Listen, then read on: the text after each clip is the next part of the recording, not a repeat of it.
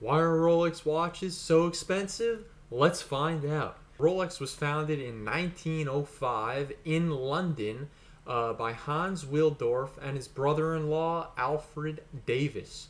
Initially, they actually operated under the name Wilsdorf and Davis, and what they would do is they would import Swiss movements and put them in high-quality watch cases. In those days, having a wristwatch was actually only for women, and for a man to wear a wristwatch was actually blasphemy and quite girly, to be honest with you. So, how did Rolex make wristwatches cool for men and change a cultural norm? Well, we'll talk about that a little bit later. But now let's jump to 1908, which is where the Rolex name actually came into play. Hans Wilsdorf, he chose the name because it was easy to pronounce in any language and it looked good on a watch dial. He actually claims someone whispered the name Rolex into his ear. In 1919, they moved their operations to Geneva, Switzerland, which remains the company's headquarters today. This allowed Rolex to be very close to the Swiss watchmaking industry. Again, they were not a Swiss watch maker. They would take Swiss movements and they would put them in quality watch cases in London. So now by moving to Geneva, they are officially Swiss watches. Let's talk about Rolex's branding. Remember when I said that wristwatches in those days were only for women? Well, Rolex decided that they were going to change that. And just like how they do it today, they did it using celebrities.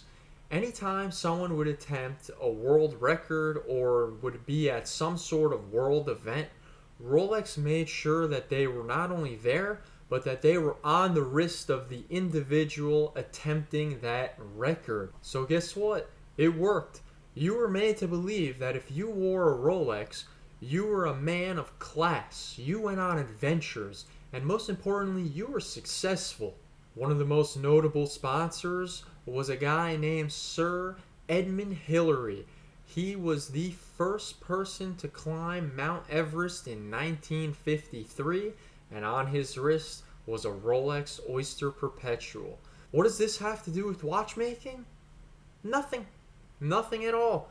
Rolex has never really been one to innovate. You're made to believe that they're innovators, however, they're not. You believe that they made the first dive watch. No, they did not. You're made to believe that they made the first GMT. No, they did not. And you're also made to believe that they made the first automatic movement. Again, they had nothing to do with it. No, they did not. This was all genius branding from a company that literally was founded by a businessman that knows nothing about horology.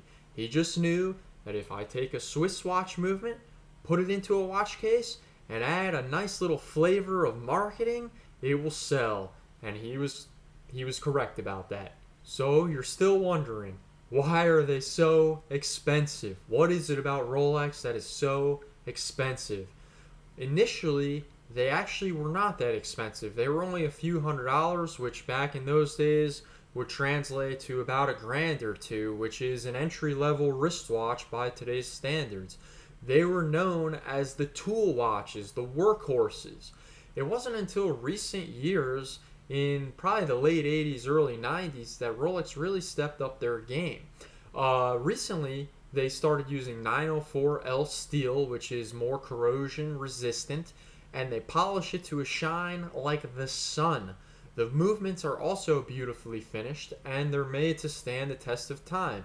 They really are true workhorses, and they're crazy, crazy reliable. And what watchmakers love is that they're easy to work on. Add celebrity endorsements, a rich history at world events, and you have high demand that not even gold could stand a chance against.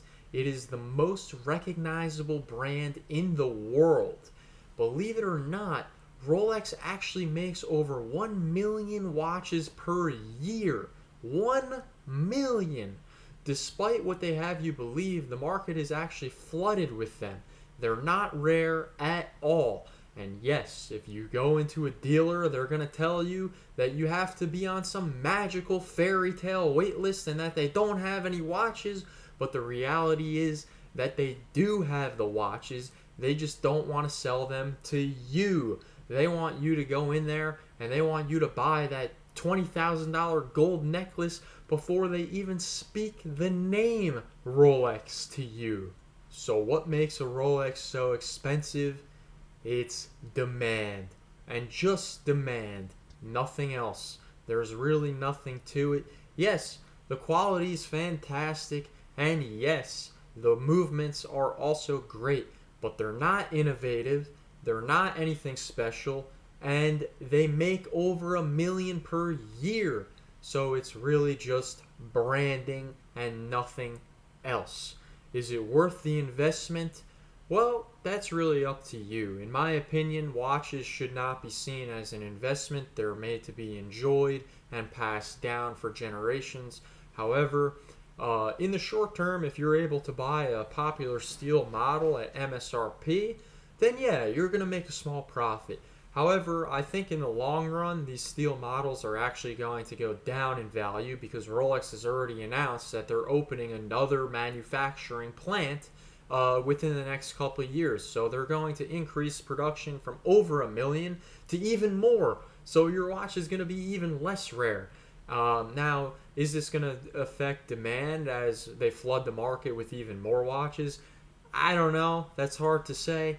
But again, in the short term, if you could get one at MSRP, you'll make a little bit of money. In the long term, I feel as though you're probably not really going to make money unless you're buying something really, really special like a Daytona. That will always be rare.